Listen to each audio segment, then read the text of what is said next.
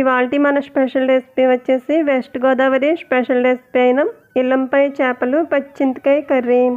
ఈ ఇల్లంపై చేపలు పచ్చింతకాయ కర్రీని ఆవకాయ నూనెతో టేస్టీగా ఏ విధంగా తయారు చేసుకోవాలో ఈ వీడియోలో నేను మీకు చేసి చూపించబోతున్నాను. ఈ ఇల్లంపై చేపల్లో పచ్చింతకాయ పేస్ట్ కానీ పచ్చి మామిడికాయ తురుము కానీ వేసుకుని చేసుకున్నట్టయితే ఈ ఇల్లంపాయల చేపల కర్రీ పుల్ల పుల్లగా చాలా రుచిగా ఉంటుంది.